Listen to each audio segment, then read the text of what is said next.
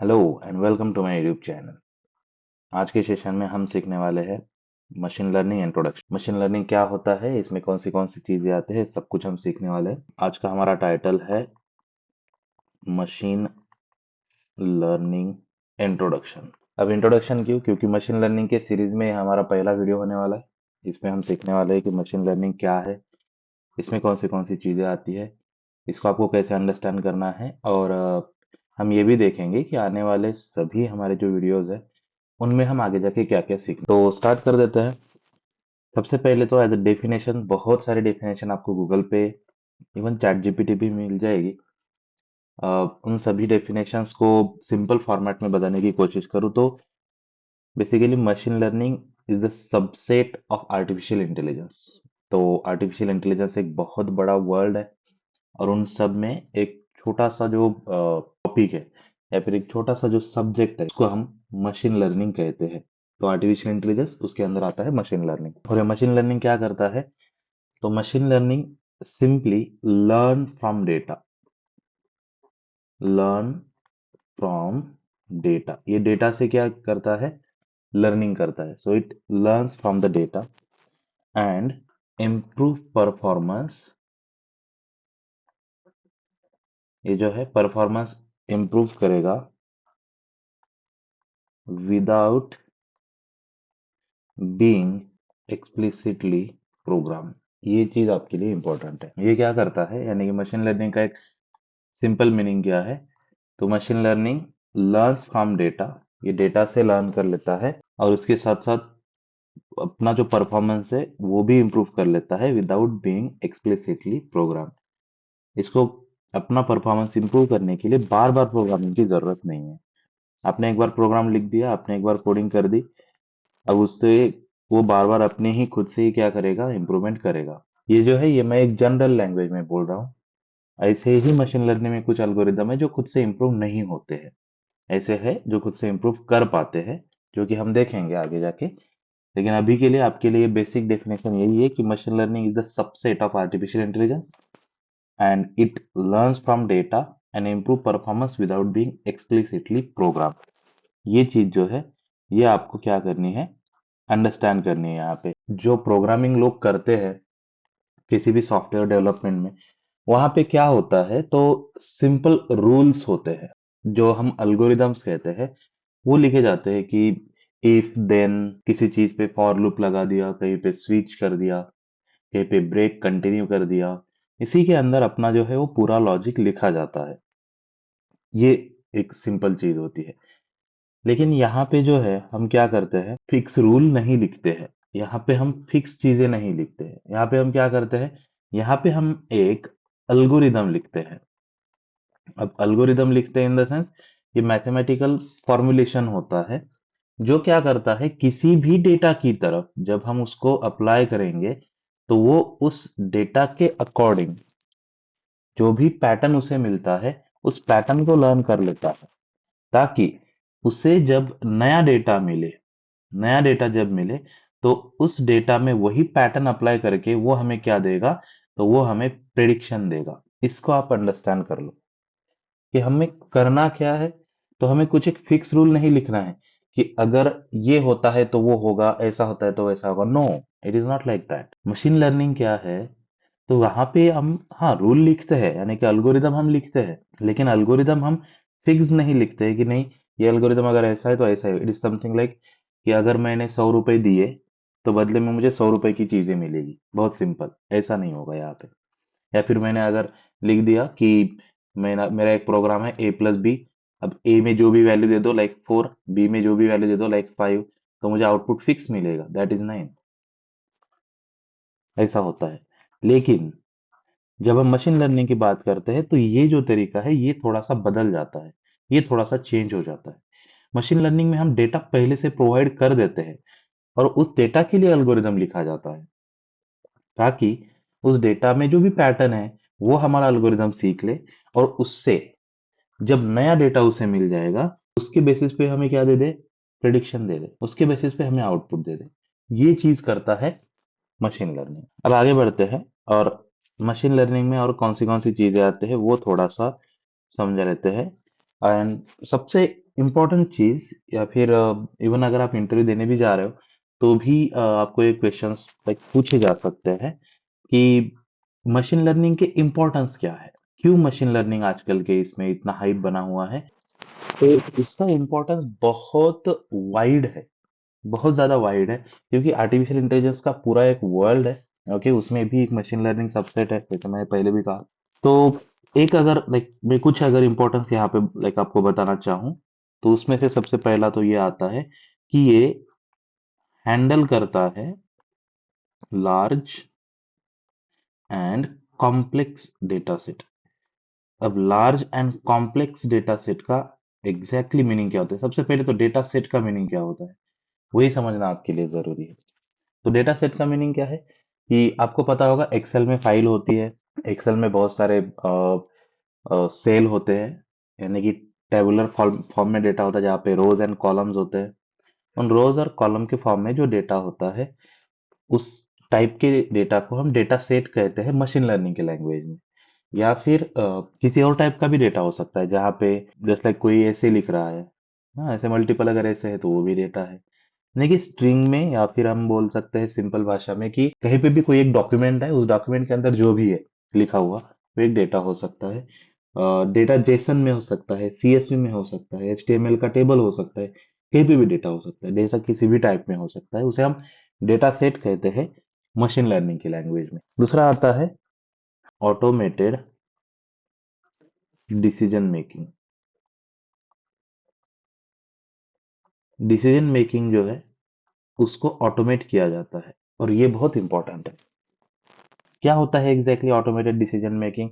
समझ लो, मान लो कि मेरे पास एक डेटा है, किसी एक बैंक की अगर हम बात करें, तो बैंक का एक डेटा है। अब इस बैंक के डेटा में हमें पता है कि आज तक हमने लोन दिए कितने लोन दिए, और उसमें से कितने लोन हमारे पास जो है उसका रीपेमेंट हो गया। ओके, रीपेमेंट हो गया। और कितने लोन हैं जिनका रीपेमेंट नहीं हुआ है, यानी कि रीपेमेंट में यस है या फिर नो है। तो उसका डेटा है बैंक के पास। और ये डेटा कितने लोगों का है? तो मान लो यही कोई 10 लाख लोगों का है, 10 लाख लोगों का ये डेटा है। अब ये जो डेटा है 10 लाख लोगों का, तो इस डेटा में क्या है कि उनकी पूरी इंफॉर्मेशन दी गई है कि वो कहाँ, उनका नाम क्या है, चलो नाम होगा इसमें डेफिनेटली। उनका एड्रेस क्या है, लाइक वो कहाँ पे रहते हैं। अब एड्रेस में मल्टीपल कंपोनेंट भी होंगे, उनका होम होगा, उनका डिस्ट्रिक्ट होगा, उनका तालुका होगा, उनका एरिया होगा, जो भी है, पिन कोड होगा। ये सारे एड्रेस के फॉर्मेट होंगे। उनकी डेट ऑफ बर्थ होगी, उनका एजुकेशन होगा, यस, या फिर उनका अभी वो सैलरीड पर्सन है या फिर बिजनेस है, ये सभी चीजें उसमें इंक्लूड होगी। और एट द एंड में क्या होगा कि इनका लोन का रिपेमेंट हुआ है, या फिर इनका लोन का रिपेमेंट होने वाला है, या फिर ये हम नहीं करने वाले, लाइक रिपेमेंट इसका नहीं होने वाला है। ये सब चीजें होंगी वहां पे। ये सब जो डेटा है, उस डेटा के बेसिस पे ऑब्वियसली बैंक को बैंक चलानी भी है ना। तो हम ऐसा नहीं कर सकते कि किसी को भी लोन दे दिया, यानी कि लोन देने से पहले उनको डिसीजन लेना पड़ेगा, लोन देना है कि नहीं देना है। तो डिसीजन लेने के लिए हम डेटा का हेल्प ले सकते हैं। कैसे? क्योंकि इस डेटा में भी क्या होगा, एक पैटर्न होगा। और वो जो पैटर्न है, ये पैटर्न हमें बता देगा कि किसी भी नए कस्टमर को, जो भी नया कस्टमर रहेगा, उस कस्टमर को लोन देना है या फिर उस कस्टमर को लोन नहीं देना है। ये जो दो चीजें हैं, ये हमें क्या करेगी, डिसीजन लेने में हेल्प करेगी। एक तो कॉम्प्लेक्स डेटा सेट है, पहली बात 10 लाख लोगों का डेटा सेट है। किसी ह्यूमन को अगर हम बोले कि इस डेटा सेट को रीड करे और उसके बेसिस पे डिसीजन ले ले, तो ये नेक्स्ट टू इम्पॉसिबल चीज है। पैटर्न को कैसे समझेगा कोई ह्यूमन? इसीलिए ये जो है, यहाँ पे मशीन लर्निंग यूज होगी। दूसरा कि ये ऑटोमेटेड डिसीजन होगा, कि मशीन लर्निंग का एल्गोरिदम क्या करेगा, उसे सीख लेगा कि किस तरीके से मुझे ये अंडरस्टैंड करना है, इसमें क्या पैटर्न है। और जब मैं नया कस्टमर का डेटा दे दूंगा तो वो मुझे प्रेडिक्शन दे देगा कि ये मेरा लोन रिपेमेंट कर सकता है या फिर नहीं कर सकता। और अगर वो कर सकता है तो डेफिनेटली उसे मिल जाएगा लोन, अगर नहीं कर सकता है तो नहीं मिलेगा। तो ऑटोमेटेड डिसीजन मेकिंग जो है वो भी पॉसिबल है, क्योंकि मशीन लर्निंग के अल्गोरिदम्स वहां पे है। तीसरा जो इंपॉर्टेंस आता है यहाँ पे, वो होता है कंटिन्यूअस इम्प्रूविंग, कंटिन्यूअस इम्प्रूवमेंट किसकी कंटिन्यूअस इम्प्रूवमेंट? एक्यूरेसी की, एक्यूरेसी की कंटिन्यूअस इम्प्रूवमेंट। अब जैसे जैसे मशीन लर्निंग में जो भी हमने एल्गोरिदम बनाया है वो काम करेगा, और जैसे जैसे उसका लाइक डिप्लॉयमेंट में उसका यूज होगा, तो यूज होते हुए वो क्या करेगा, वो नए नए लाइक न्यू डेटा आएगा, उसके ऊपर प्रिडिक्शन करेगा। अब जो भी प्रिडिक्शन कर किया है उसमें या तो करेक्ट प्रिडिक्शन होगा या फिर इनकरेक्ट प्रिडिक्शन होगा। यस, ये दो ही चीजें होने वाली है। अब करेक्ट प्रिडिक्शन होता है तो सिंपली हम बोल सकते हैं कि हमारा एल्गोरिदम ठीक चल रहा है। इनकरेक्ट हो रहा है तो इसका मतलब एल्गोरिदम को अपडेट करना पड़ेगा। तो हाइपर पैरामीटर ट्यूनिंग कर सकते हैं हम उसको कंटिन्यूअसली इंप्रूवमेंट करने के लिए। ओके, ये कौन सी चीजें है, ये हाइपर पैरामीटर ट्यूनिंग क्या फंडा है, आगे जाके आपको आने वाला है, मैं सिखाने वाला हूँ। तो अभी तो आप ये अंडरस्टैंड कर लो कि ये कंटिन्यूअस इंप्रूवमेंट करता रहेगा, उसकी एक्यूरेसी कंटिन्यू इंप्रूव होती रहेगी। एंड सबसे इंपॉर्टेंट, ये आप इंटरव्यू में भी बता सकते हो कि ये जो है सॉल्व प्रॉब्लम्स, थोड़ा सा इंग्लिश में इसलिए दे रहा हूं ताकि आपको लाइक नोट्स लेने में इजी हो। That are hard, that are hard to define with rules. यानी कि सिंपल एक बात अगर कहनी है तो ऐसे कुछ प्रॉब्लम जिसके बेसिस पे हम रूल नहीं बना सकते, यानी कि मैंने अभी जो एग्जांपल दिया आपको लोन का, तो लोन के ऊपर हम रूल नहीं बना सकते। जस्ट लाइक कि मान लो कोई एक इंसान है जो पुणे से आ रहा है, तो यस उसको लोन देना ही देना है। या फिर कोई अगर मान लो मुंबई से आ रहा है तो इसको लोन नहीं देना है। यस। या फिर कोई अगर मान लो औरंगाबाद से आ रहा है तो इसको लोन देना है। कोई अगर गुजरात से आ रहा है तो उसको लोन नहीं देना है। ये ऐसा कोई फिक्स रूल नहीं है, ऐसा कोई फिक्स डिसीजन नहीं है। ओके, हम जो इंसान ले सकते हैं, इसीलिए ये पैटर्न समझना जरूरी है। यस। तो कोई भी ऐसा प्रॉब्लम जिसको हम हार्ड एंड फास्ट रूल नहीं बना सकते हैं, ओके, उसमें पैटर्न देखना जरूरी है, और वो पैटर्न एज ए ह्यूमन हम नहीं देख सकते। ऐसे केस में हम क्या यूज करेंगे, ऐसे केस में हम यूज करेंगे मशीन लर्निंग। तो ये मशीन लर्निंग के कुछ इंपॉर्टेंस है जो आप इंटरव्यू में भी बता सकते हो।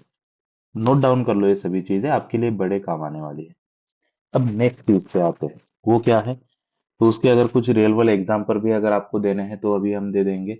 जैसे कि मान लो अभी जो मैंने बताया कि फ्रॉड डिटेक्शन जिसको हम कहते हैं, फ्रॉड डिटेक्शन वहां पे आता है, जो बैंक के लिए बहुत ज्यादा इंपॉर्टेंट होता है। यस। उसके अलावा एक चीज आपने नोटिस करी होगी कि आपके जीमेल में एक सेक्शन होता है जिसको हम स्पैम ईमेल कहते हैं। यस। तो स्पैम फिल्टरिंग जिसको हम कहते हैं ईमेल में, वो भी एक मशीन लर्निंग का एल्गोरिदम है, स्पैम फिल्टरिंग। ओके। उसके बाद कौन सा आता है? तो एक और बहुत ज्यादा इंपॉर्टेंट चीज, अगर आप यूट्यूब पे जा रहे हो, अगर आप नेटफ्लिक्स देख रहे हो, amazon प्राइम देख रहे हो, या फिर कोई भी जो ओटीटी प्लेटफॉर्म देख रहे हो, या फिर इवन इंस्टाग्राम, तो आपको क्या होते हैं, कुछ प्रोडक्ट, कुछ पोस्ट, कुछ कुछ वीडियोस रिकमेंड करे जाते हैं। नेटफ्लिक्स पे मूवीज रिकमेंड करी जाती है, शोज रिकमेंड करे जाते हैं, amazon प्राइम पे भी वैसा ही है। तो ये सब चीजें जो है उसको हम रिकमेंडेशन सिस्टम कहते हैं।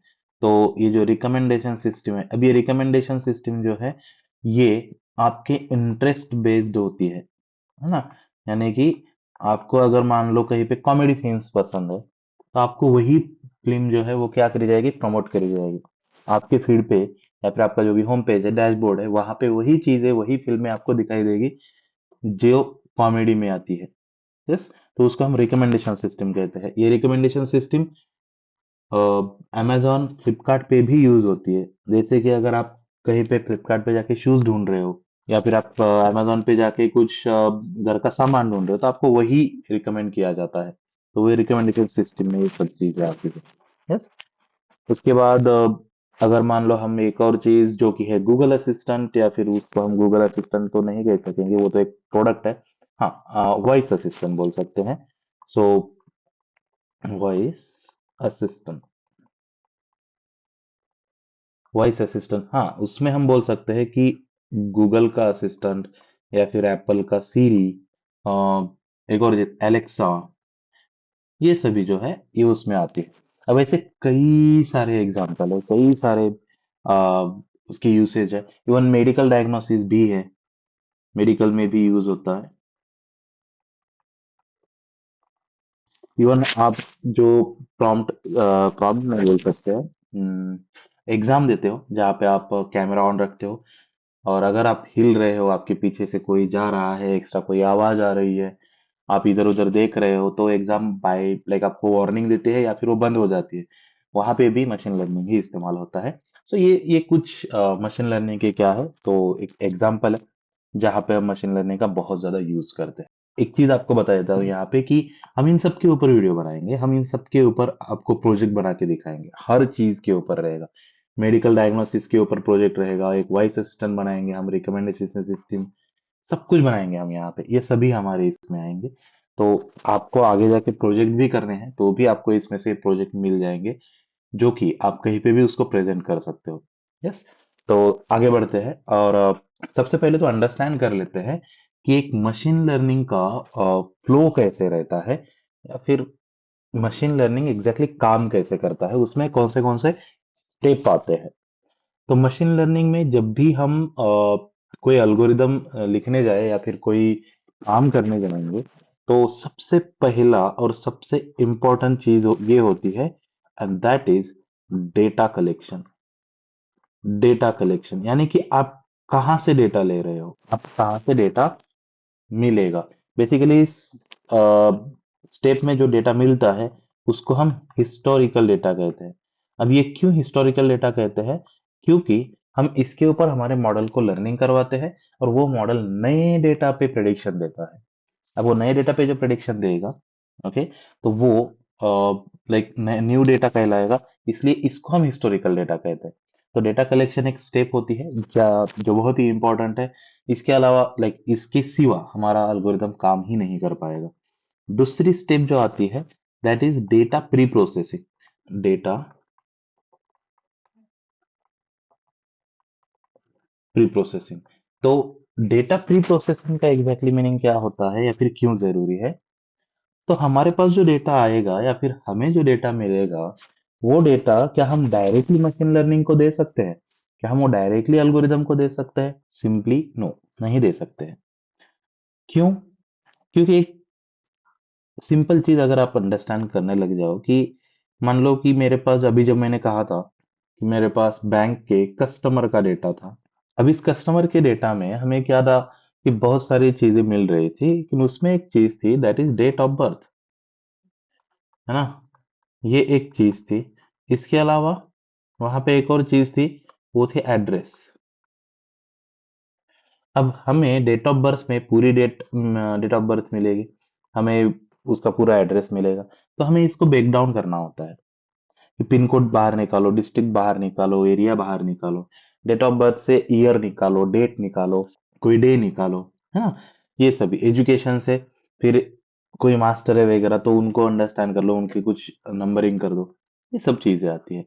तो डेटा प्री प्रोसेस करना जरूरी है। इसके अलावा और एक सबसे इंपॉर्टेंट चीज, कि बहुत बार कोई डेटा वहां पे रहेगा और कोई डेटा नहीं रहेगा, जिसको हम नल कहते हैं, है ना? तो जो नल वैल्यूज है, तो उसको भी तो हैंडल करना होता है। कहीं पे अगर करेक्ट वैल्यूज है तो ठीक है, लेकिन अगर कहीं पे इनकरेक्ट वैल्यूज है, ओके, तो उनको भी तो हैंडल करना पड़ेगा। इनकरेक्ट का मीनिंग क्या है? किसी ने अपनी सिटी लिख दी पुणे, इस तरीके से, वही दूसरे बंदे ने सिटी लिख दी पुणे, हालांकि दोनों एक ही सिटी है, लेकिन स्पेलिंग गलत है तो दो अलग हो गई डेटा के लिए। या फिर कोई ऐसा लिख दिया पूना, तो ये भी अलग हो गई। मुंबई को मुंबई भी लिख दिया, बॉम्बे भी लिख दिया, वो भी अलग हो गया। ये सब चीजें आती है, स्पेलिंग मिस्टेक, है ना? तो उसको हम क्या कहते हैं? Incorrect data, wrong data. तो उसको हमें क्या करना होता है? एक फॉर्मेट में लेके आना होता है, एक जैसा बनाना भी होता है ना? जैसे कि मान लो कहीं पे मोबाइल का डेटा है, और मोबाइल के डेटा में क्या है, तो मोबाइल का स्टोरेज, यस, स्टोरेज दिया हुआ है। अब मान लो किसी डेटा, मोबाइल का जो स्टोरेज है वो 128 GB का है, यस, और वहीं पे एक फोन है जिसका 1 TB का है ना? अब ये 128 GB और 1 TB, ये दोनों का जो जो जीबी और टीबी, उसका जो मेट्रिक है, है ना, वो अलग है। जीबी जो है वो कम है, टीबी यानी कि बड़ा है। लेकिन अगर नंबर देखें तो ये 128 है और ये सिर्फ 1 है। यहाँ पे फर्क आता है। तो इसको भी किसी एक फॉर्मेट में लेके जाना पड़ेगा। या तो 128 को आप टीबी में कन्वर्ट कर लो, यानी कि डिवाइड बाय 1024 कर लो। नहीं तो ये जो 1 टीबी है उसको आप मल्टीप्लाई करो 1024 से, है ना। तो ये फर्क पड़ता है। ये चीज आपको अंडरस्टैंड करनी पड़ेगी। इसलिए आपको डेटा प्री प्रोसेसिंग करना बेहद जरूरी चीज होती है। उसके बाद थर्ड थिंग जो आती है, that is model selection.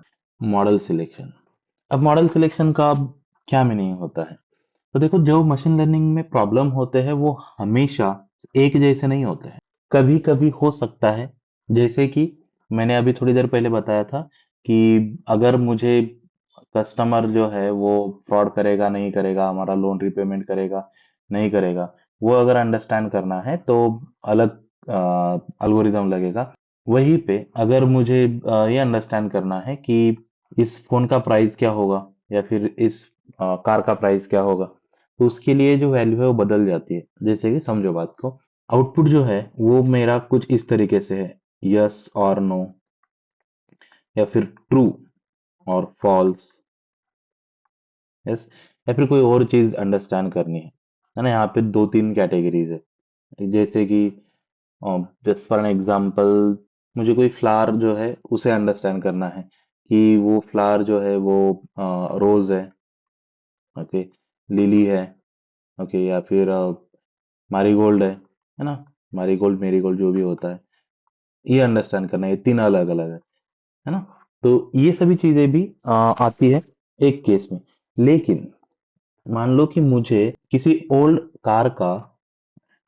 Car जो है उसका प्राइस जो है वो प्रेडिक्ट करना है, या फिर उसका प्राइस अंडरस्टैंड करना है। तो ये तो प्राइस ऐसा नहीं रहेगा कि नहीं 1 लाख या 2 लाख या तो 3 लाख, ऐसा तो नहीं होगा।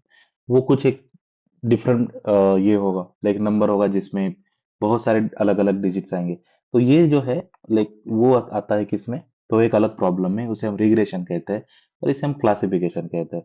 तो जब हमें मॉडल सिलेक्ट करना है तो उस टाइम पे अंडरस्टैंड करना होगा कि ये क्लासिफिकेशन का एल्गोरिदम है या फिर ये रिग्रेशन का एल्गोरिदम है।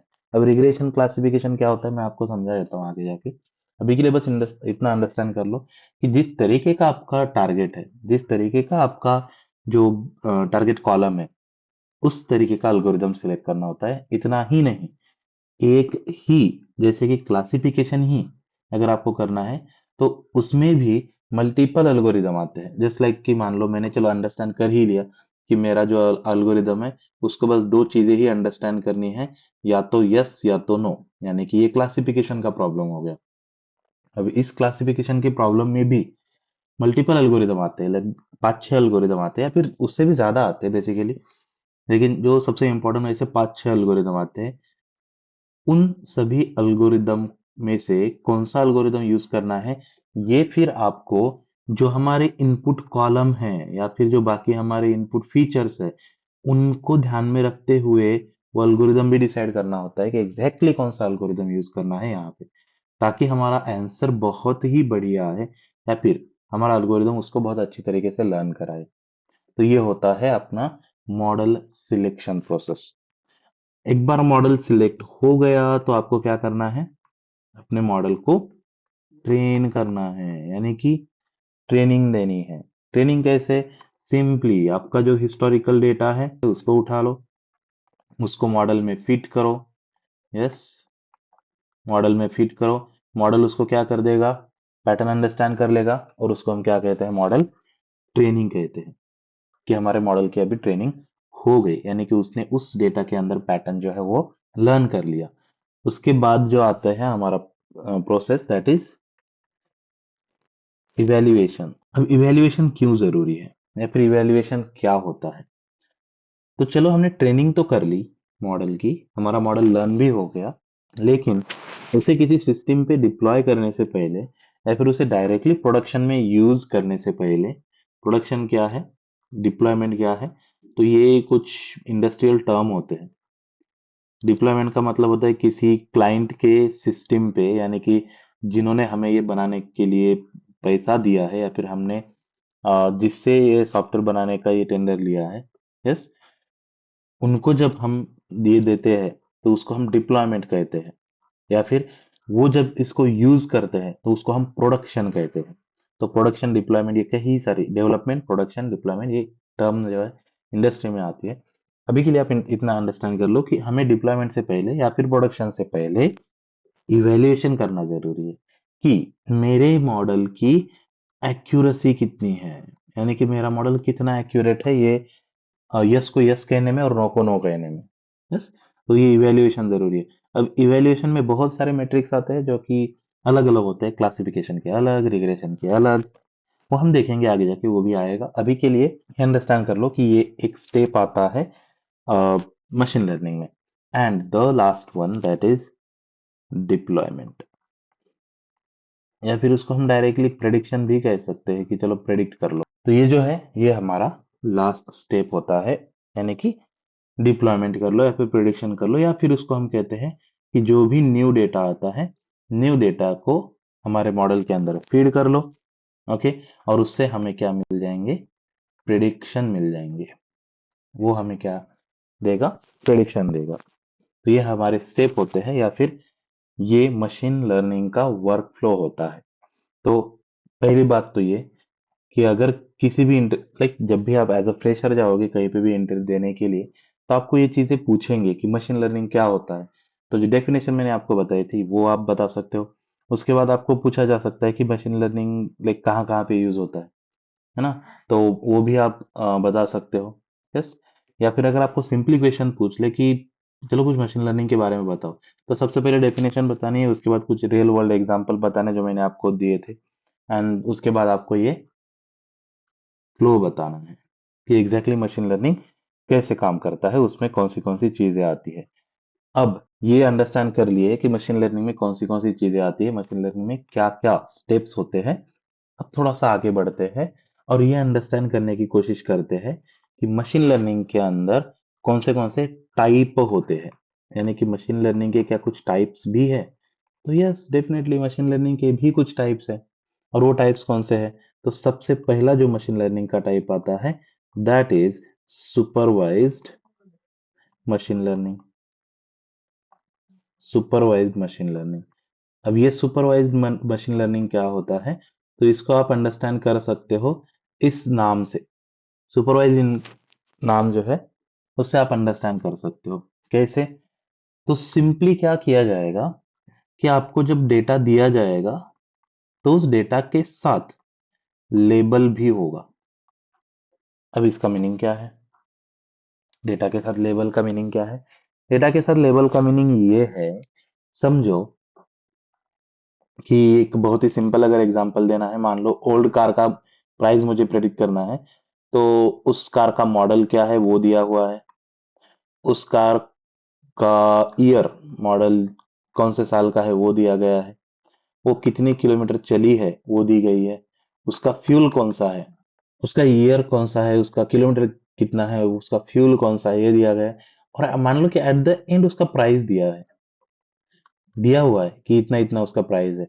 मॉडल है ए, ईयर है 2025, ये 10,000 किलोमीटर चली है, पेट्रोल कार है, और उस 2025 थी 24, और उसका प्राइस जो है वो है मान लो 10 लाख, है ना। दूसरा मॉडल जो है वो बी है, 2023 की कार है, 20,000 किलोमीटर चली है, और फ्यूल जो है वो डीजल है, उसकी प्राइस है 15 लाख। ये जो है, ये प्राइस जो दिया गया है उसको हम लेबल कहते हैं। तो मेरा मॉडल क्या करेगा, मेरा मॉडल ये अंडरस्टैंड करेगा कि ये जो 10 लाख का प्राइस है और ये जो दिए हुए मेरे मॉडल ईयर और किलोमीटर एंड फ्यूल है, इन दोनों में क्या पैटर्न है, यानी कि इन दोनों में क्या कोरिलेशन है, कि इन सबको एक जगह पे कर लो, मॉडल ईयर किलोमीटर फ्यूल, और इन सबको मिला के ये प्राइस कैसे बन रहा है, ये अंडरस्टैंड करेगा। यानी कि उसको हमने लेबल दिया है, तो ये जो प्राइस है वो लेबल है, और ये डेटा यानी कि ये model year kilometre and fuel है। तो डेटा जो है जब भी हम प्रोवाइड करेंगे, अब ये टर्मिनोलॉजी जो है डेटा की, वो मशीन लर्निंग के केस में बदल जाती है। नॉर्मली जब हम डेटा कहते हैं तो डेटा में कई सारी चीजें आती है, लेकिन जब मशीन लर्निंग में हम डेटा कहते हैं तो इसको आप ऐसे समझ सकते हो कि ये हमारा इनपुट डेटा है, इनपुट डेटा होता है, और जो लेबल होता है ये मेरा टारगेट कॉलम होता है, जिसके बेसिस पे हम लर्निंग करते हैं और बाद में उसको प्रेडिक्ट करते हैं। तो इसको हम क्या कहते हैं? Supervised machine learning. यस, यानी कि जो भी इनपुट हम देंगे वो मैप किया जाएगा टारगेट के साथ, कि अगर ये इनपुट है तो ये टारगेट है, ये इनपुट है तो ऐसा टारगेट है। फिर वो उसके बेसिस पे पैटर्न जो है अंडरस्टैंड कर लेगा, उसको हम क्या कहते हैं? Supervised machine learning.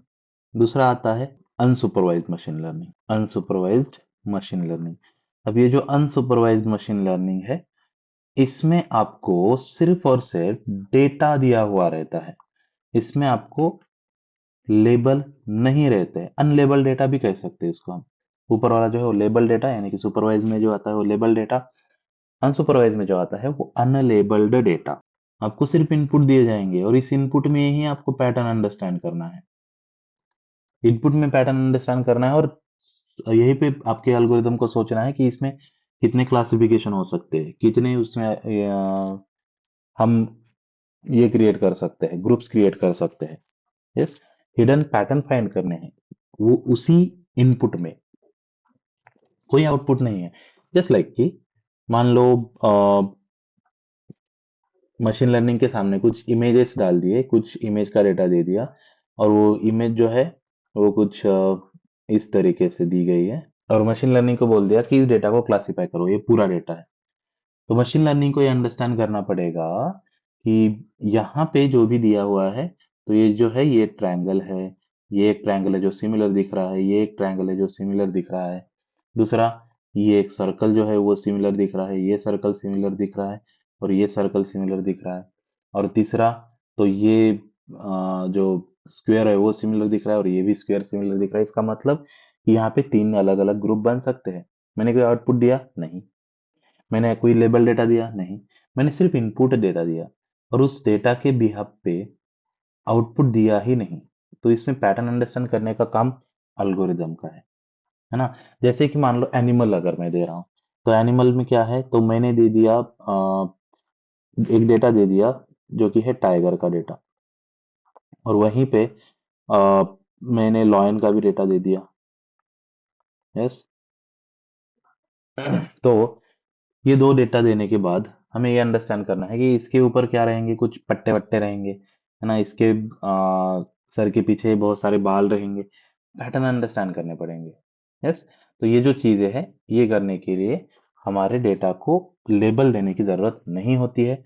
हमारे मॉडल को अनलेबल डेटा दिया जाता है, और वो उसी डेटा में क्या कर लेगा, अंडरस्टैंड कर लेगा जो भी पैटर्न है उससे, है ना? इसके हम ये भी बताएंगे आपको, जस्ट फॉर एन एग्जांपल भी अगर आपको बताने हैं कि कौन से एग्जांपल होते हैं। मान लो कि यहाँ हाउस प्राइस का प्रेडिक्शन करना है।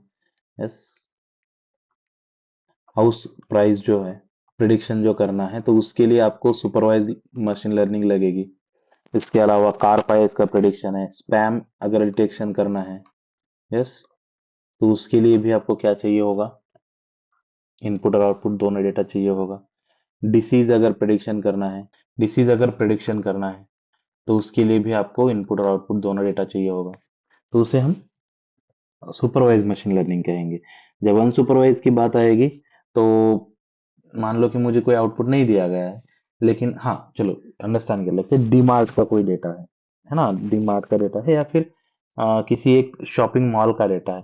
तो वहां पे तो कस्टमर ने बताया नहीं कि लाइक मेरे पास कितना पैसा है या फिर क्या है, लेकिन उसकी जो परचेसिंग जो लाइक जिस टाइप के वो अ, कपड़े या फिर शूज खरीद रहा है, उसकी प्राइस जो है वो अगर मान लो अबव 5000 है, ओके, अबव 5K अगर है, तो उसका मतलब क्या है कि उसके पास अच्छा खासा पैसा है।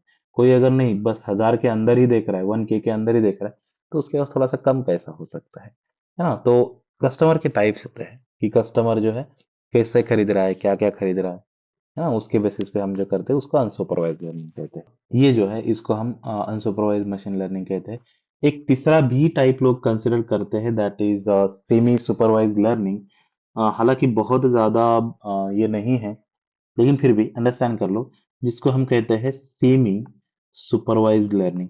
अब आपको इतना तो अंदाजा आ ही गया होगा कि सेमी सुपरवाइज में क्या होगा।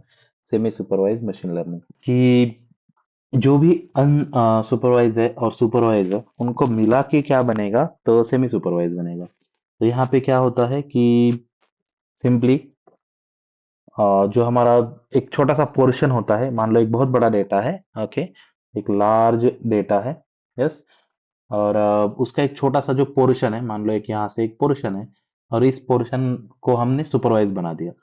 जैसे कि किसी एक मॉल में दिन के 10,000 कस्टमर आते हैं, ओके, और वो मंथ के जो है लाइक 10,000 इंटू 30, 30 दिन के जो है वो जितने भी हो जाएंगे लाइक 3 लाख कस्टमर, यस। तो ये 3 लाख कस्टमर है। 3 लाख कस्टमर कौन से टाइप के हैं वी डोंट नो, हमें नहीं पता है। लेकिन हमने क्या किया, इन 3 लाख कस्टमर में से मान लो कि 3,000 कस्टमर का सर्वे किया। 3,000 कस्टमर का सर्वे किया कि लाइक आपका नाम क्या है, आप कहाँ से आए हो, आप कौन सा जॉब करते हो, या फिर आप बिजनेस करते हो। ये सभी चीजें हमने उनको पूछ ली, और उनके बेसिस पे हमने क्या कर लिया कि ये हमारे कस्टमर के टाइप है, यानी कि type A, type B, type C, type D, type E, ये 5 हमने टाइप बना लिए। कितने लोगों के ऊपर ये करके, सर्वे करके, 3,000 कस्टमर या फिर 3,000 लोगों के ऊपर। बाकी का जो भी हमारा 2,97,000 जो हमारे रिमेनिंग लोग हैं, अब उनके ऊपर हमने कोई सर्वे नहीं किया। इसका मतलब क्या है कि हमने 3,000 लोगों के ऊपर सर्वे किया और बाकी के लोगों को अनसुपरवाइज्ड ही रखा, क्योंकि अब हमें क्या मिल गए, टाइप मिल गए। अब इसमें जो टाइप के अंदर जो पैटर्न है वो पैटर्न हम इनके ऊपर अप्लाई कर देंगे, उसके ऊपर लर्निंग होगी, तो उसको हम सेमी सुपरवाइज लर्निंग कहते हैं। जहां पे छोटे से अमाउंट का जो डेटा है, ओके, स्मॉल अमाउंट जो जो डेटा है, ओके, स्मॉल अमाउंट जो डेटा है उसको हम क्या कर देते हैं, लेबल्ड कर देते हैं। और जो लार्ज अमाउंट का डेटा है यानी कि बड़ा डेटा है उसको हम अनलेबल्ड रखते हैं, ओके। क्यों? क्योंकि हो सकता है कि यहाँ पे हर एक डेटा को लेबल बनाना एक्सपेंसिव हो सकता है। 3 लाख लोग आपको आपके सर्वे में पार्टिसिपेट करेंगे ही, इसकी गारंटी नहीं है ना। तो ऐसे केस में हम सेमी सुपरवाइज लर्निंग जो है वो कर देते हैं। उसके बाद आता है हमारा लास्ट, एंड दैट इज री इन्फोर्समेंट लर्निंग। और आजकल के जनरेशन में ये री इन्फोर्समेंट लर्निंग बहुत ज्यादा काम की है, बहुत ज्यादा काम की। कैसे? आपको पता ही होगा, चैट जीपीटी है आपके पास जेमिनाई है ना, बहुत सारी चीजें हैं ना। इवन आपके कार में जो एडास सिस्टम है, ये सभी चीजें, या फिर रोबोटिक है, या फिर गेम के अंदर भी जो चेस खेले जाते हैं, है ना। तो जो कंप्यूटर चेस खेलता है उसको हम क्या कहते हैं, री लर्निंग कहते हैं। अब री लर्निंग का ये क्या होता है, मीनिंग क्या होता है?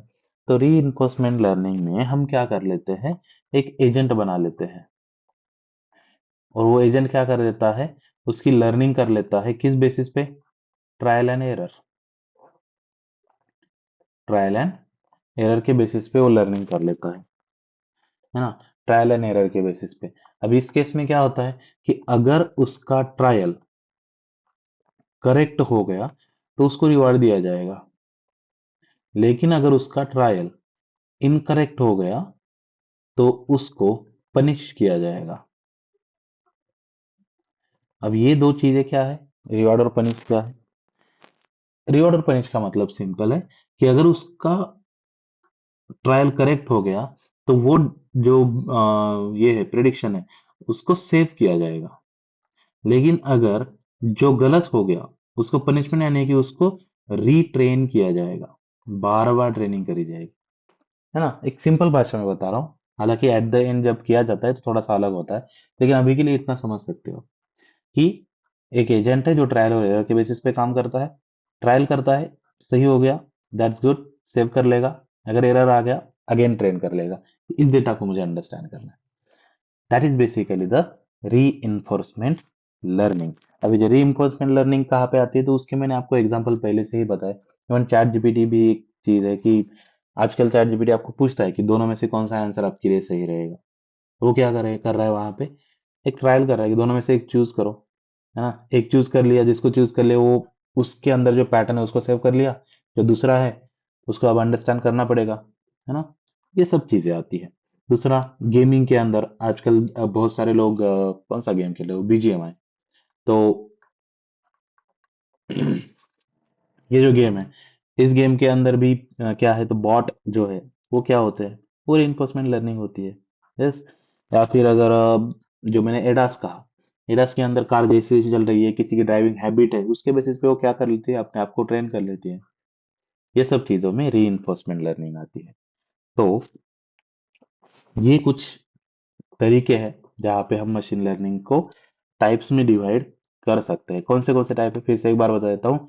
सुपरवाइज मशीन लर्निंग जिसमें डेटा और लेबल आता है, अनसुपरवाइज मशीन लर्निंग जिसमें सिर्फ और सिर्फ डेटा आता है, सेमी सुपरवाइज लर्निंग जिसमें छोटे से अमाउंट का जो डेटा होता है उसे, यानी कि स्मॉल अमाउंट का डेटा, उसे हम लेबल्ड बना देते हैं।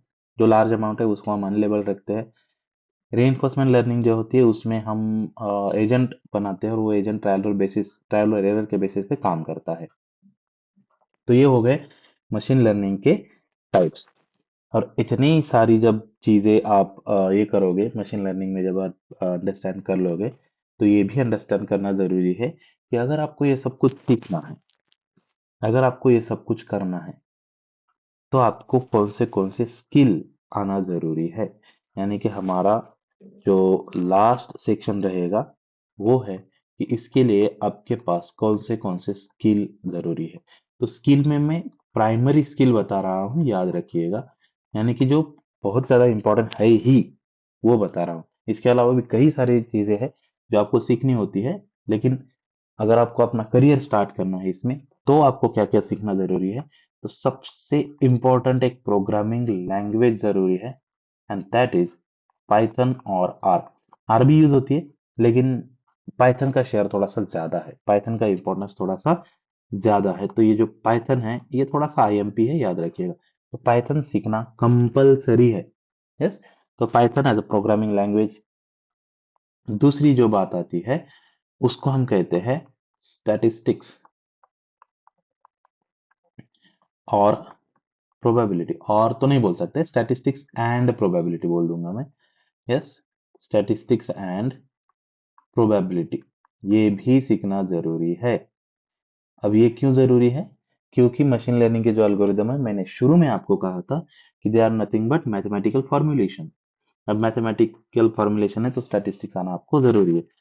तो क्या आपको पूरा आपका पूरा मैथ में कोई पीएचडी करनी पड़ेगी, तो नहीं, डोंट वरी। आपको स्टैटिस्टिक कितना आना जरूरी है, तो आपको जैसे कि vectors, matrices, mean, mode, median, standard deviation, बहुत easy easy easy easy topic आते हैं जो कि हम आगे जाके सीखेंगे भी। ये आना जरूरी है आपको, किसमें, मशीन लर्निंग में, ये स्किल जरूरी है। इसके अलावा जो लगता है वो लिनियर अलजेब्रा। अब लिनियर अलजेब्रा जो है, अभी जो मैंने वेक्टर और मैट्रिसेस कहा वो उसी में आता है ना। तीसरे नहीं, फोर्थ जो हमारा है वो आता है कि डेटा विजुअलाइज करते आना चाहिए। डेटा विजुअलाइजेशन यानी कि आपको ये पता होगा कि इस डेटा के अंदर कौन से हिडन पैटर्न है, इस डेटा के अंदर क्या क्या चीजें हैं। जस्ट लाइक कि अगर मेरे पास कोई एक डेटा है जिसमें लोगों का एजुकेशन दिया हुआ है, और मुझे देखना है कि कितने लोग जो है उनके कैसे एजुकेशन है, तो मैंने क्या कर दिया, एक बार चार्ट कर लिया। अब कोई एसएससी वाले जो लोग हैं, ये एचएससी वाले हैं, ये ग्रेजुएशन है, और कुछ पोस्ट ग्रेजुएशन जो उनका पार्ट इतना ही है। ओके। तो इनको हम डेटा से हटा देंगे, क्योंकि वो हमारे डेटा में क्या कर लेगा, पैटर्न खराब कर लेगा। क्योंकि इनका पैटर्न तो सिमिलर दिख रहा है थोड़े बहुत पास में, लेकिन ये बहुत ही कम है। ये चीज आती है, तो इसके लिए विजुअलाइजेशन करना बहुत जरूरी है। So yes, data visualization is there. And last में अल्गोरिदम्स, और उसी के साथ आता है, मतलब अल्गोरिदम के अंदर ही हम बोल सकते हैं, लेकिन एक मॉडल इवेल्युएशन भी आपको जरूरी होता है कि मॉडल को इवेल्युएट करना है। ओके, तो ये भी जरूरी चीज है। तो ये सभी जो है आपको आने चाहिए। अब ये सब हम सीखेंगे आगे जाके, एक स्टेप्स पे। और अब एक गारंटी आपको यहाँ पे मैं देना चाहूंगा कि जिस तरीके से मैं आपको सिखाऊंगा, इतनी तो गारंटी रहेगी कि आपको प्रीवियस नॉलेज रहे ना रहे किसी भी चीज का, यहाँ पे आप बेहतरीन तरीके से सीखोगे। आपको हर एक छोटी बड़ी चीज़ अंडरस्टैंड होगी, इसकी गारंटी है। एंड आप जब ये मशीन लर्निंग का कोर्स पूरा करोगे तो आपके लिए पूरा जो आईटी वर्ल्ड है, जिसमें जो डेटा साइंस है या फिर डेटा इंजीनियरिंग वाली चीज़ें हैं या फिर आर्टिफिशियल इंटेलिजेंस वाली चीज़ें हैं, उसके दरवाजे आपके लिए खुले रहेंगे। यस। तो आज के लिए हम यहीं पे रुकते हैं, मिलेंगे हमारे नेक्स्ट वीडियो में। अगर आपको ये वीडियो पसंद आ रहा है तो लाइक कर लीजिएगा, आपके दोस्तों के साथ इसे शेयर कर लीजिएगा, सब्सक्राइब भी कर लीजिएगा चैनल को, ताकि आप आने वाले सभी वीडियो की नोटिफिकेशन आपको मिलती रहे। Thank you so much guys.